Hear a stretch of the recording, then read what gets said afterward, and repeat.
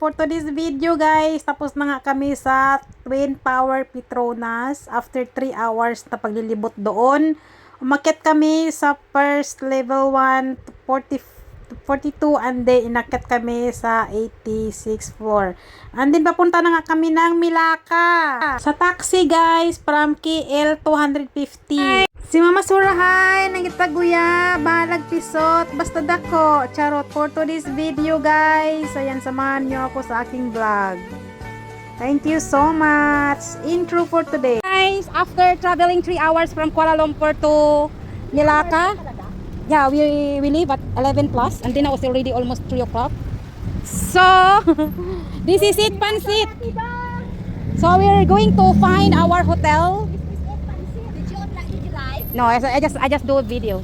Oh, this is the Swiss Hotel Heritage. So we're staying here for a meantime for 1 day, 1 night. 2 nights. So it's very inconvenient from here to just nearby the road. Come on, baby. Okay.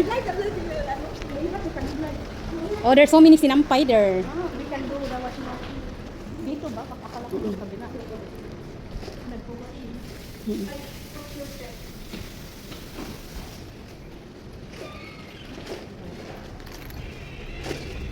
Ito parang dami yung sinampay. Uy, bakit papasok tayo dito, July?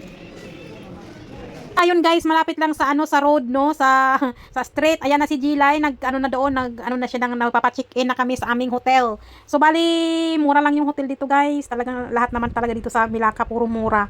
So sabi ko lapit nga sila doon para masadit ko rin sa aking vlog. Init, kaya lahat kami nakapiyong.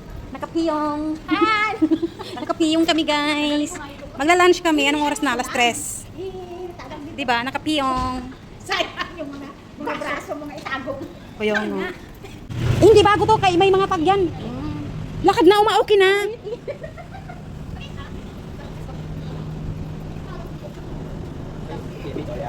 Street nga alawi. Ayan o, gallery ba yan? Kainan natin.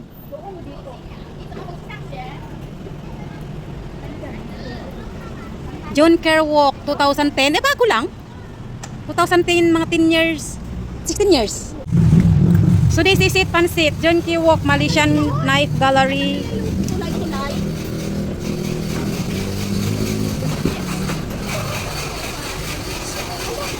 Telepon ba? Hindi naman. Keep going. So dito daw kami magla-lunch, 3 o'clock na. Yan, very famous daw yung chicken rice nila dito. Kaya yun ang in-order namin. And then meron nga silang mga display ng mga kape dito guys. Oh, ang daming mga kape dito na naka-display. Hindi ko alam kung ano ba yan. Basta yan lang yung ano. Hindi namin yan. Pero nag-order din kami ng ng kape latte. Masarap. Hi guys, lunch namin ngayon. Late. Ito guys, kain guys. Meron akong chicken rice. Si ate merong laksa. Kami ni Ate Stella With guys. additional beans brown and green vegetables. Kayod kami ni Stella. Wala kami pagkili ng July. Wala kami pagkili. Kaya pa masabi. Nakikisaw-saw na lang kami. Nakikisamo na lang sila. Wala kami pagkili. Wala yung chicken rice.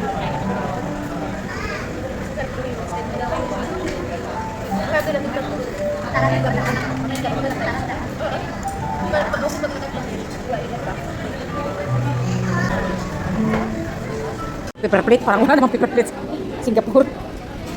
Hindi kanya puti kasi ang Ate, yung gulay mo, oh. Ha? Gulay mo. Ayoko na, busog na ako.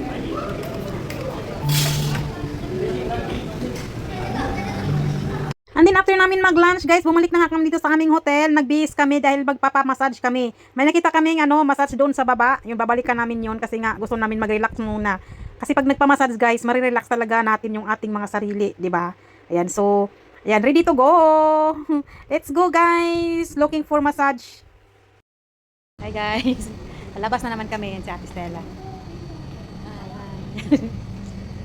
Siyempre, hindi ko kalimutan yung ating payong kasi sobrang init, guys. Ayan, so pupunta kami doon. Ikot-ikot. Ano kaya sabi dito? Ay, accident. May tapasan mo. Hello? Hello? Okay na? Ano sabi? Hello? Check na daw siya mali. Sabi ko, well, it's accident. I didn't know that there's a hard drive. Nandito na kami sa full massage. Magmamassage na pala kami. Ayan, waiting kami sa Kagawa. Ay, may make-up ako yan. Ajilay. Ate, grabe yung mukha ko dyan. Ate, talagang flawless glass. So pagkatapos namin ng massage guys, ayan may ano na tawag dito, madilim na, and then open na pala itong street na to para sa mga food, junk food, basta street food. Ayan, nagulat kami, ganyan na yung ano paglabas namin galing sa massage, di ba? Puro mga pagkain na naman. Ayan, so continue natin to guys sa part 2 dahil medyo mahaba ngayong aking video. Thank you so much for watching. See you my next vlog, part 2.